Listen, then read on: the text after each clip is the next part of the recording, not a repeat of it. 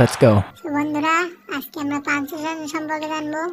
Class 6, 7, 8, 9, 10 পর্যন্ত পাঞ্চুয়েশনের গুরুত্ব খুবই গুরুত্বপূর্ণ।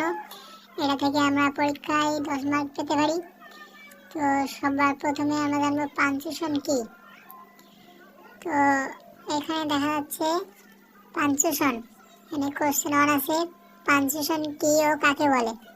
অ্যান্সার: পাঞ্চুয়েশন হলো বক্তব্যের টোন এর ভ্যারাইটন্স বা বিভিন্নতা প্রকাশের প্রকাশক চিহ্ন।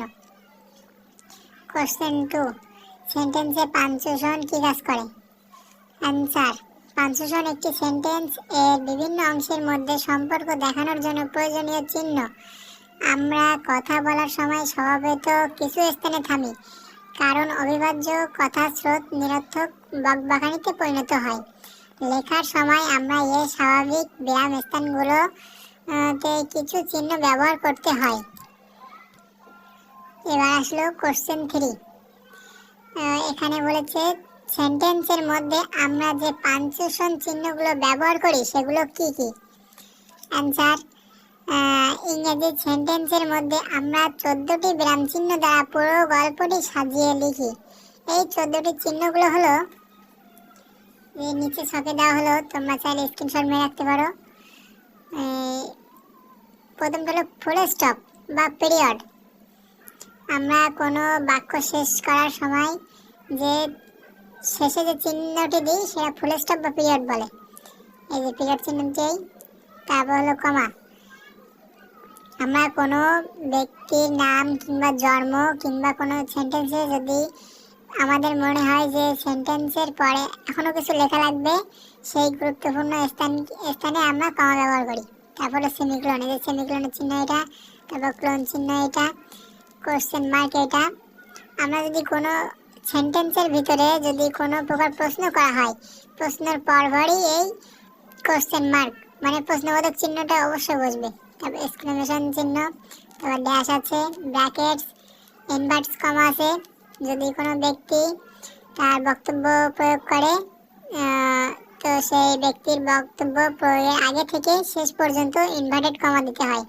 তারপর হাইফেন আছে, তারপর অ্যাপোস্ট্রোফ, তারপর ডটস আছে, তারপর আছে স্ল্যাশ কিংবা অবলিক। এইটা আমরা প্রায় ব্যবহার করি। একটার পরিবর্তে আরেকটি শব্দ আমরা লিখতে গেলে অবলিক ব্যবহার করি। এই 14টা আমাদের বাক্য কিংবা গল্পে এই 14টা চিহ্ন দিয়েই পরিপূর্ণ করা হয়। এই যে বন্ধুরা, এটা কিন্তু একটা পাঞ্চুয়েশন। এই পাঞ্চুয়েশন মূলত আমাদের 6, 7, 8, 9, 10 এর যে পরীক্ষাগুলো হয়, গ্রামার পরীক্ষায় 9 দাগে এই পাঞ্চুয়েশনগুলো থাকে। তো এই পাঞ্চুয়েশনগুলোর জন্য আমরা যদি ঠিকঠাকভাবে লিখতে পারি, তো আমরা কিন্তু 10 মার্ক ছাড় দিয়ে দেবে যদি ঠিকঠাক মতো লেখা যায়। তো ঠিকঠাক মতো লেখা গেলে আমাদের এই কীভাবে কী লিখতে হবে এগুলো একটু খেয়াল করতে হবে। পাঞ্চুয়েশন লেখা কিন্তু একদম সহজ। একটা গল্প দেওয়া থাকবে, সেটা শুধুমাত্র সাজিয়ে লিখতে হবে, তাছাড়া কোনো কিছুই না। তো আমি একটা 9 দাগের পাঞ্চুয়েশন এখানে করেছি। এই যে এখানে এটা হচ্ছে প্রশ্ন, আর নিচে দিয়েছি এটা উত্তর। তো প্রশ্নটা আমরা প্রথমে পড়ি। এখানে লেখা আছে, Monirul Islam is a quality feed farmer in Naogaon. He lives in his village with his 2 brothers. When he was asked what makes you decide to stay here in his village, he replied, "Look, it's true that we could leave his village for a city life, but it did not attract us." তো এখানে কিন্তু সব কিছু একসাথে করা আছে।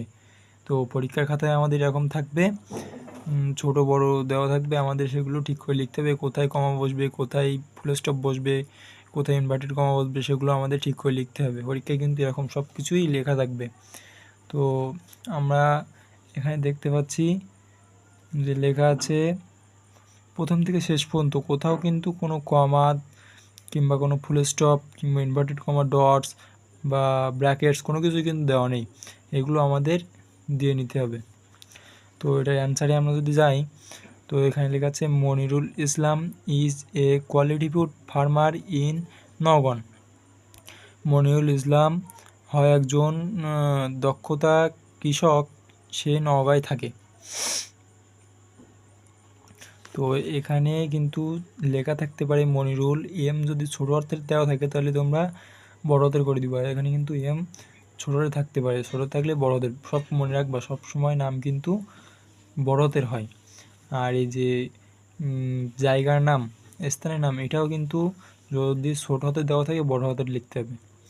তো আমরা এখানে লেখা আছে মনিরুল ইসলাম একজন দক্ষতা কৃষক, সে নওগাঁয় থাকে। তো এই নওগাঁ থাকে, এইখানে একটা কিন্তু ফুল স্টপ বসবে, এই যে নওগাঁ। তারপরে লেখা আছে he lives in his village with this 2 brothers. এখানে লেখা আছে সে তার 2 ভাইয়ের সঙ্গে গ্রামে বসবাস করে। এবার তারপরে লেখা আছে when he was asked what makes you decide to stay here in his village।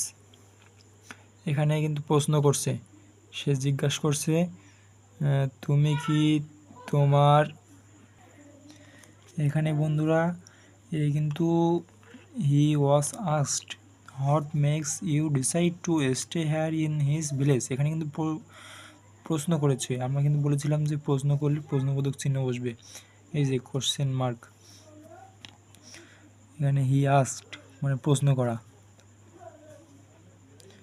তারপরে লেখা আছে he replied look it's true that we could live this village for a city life.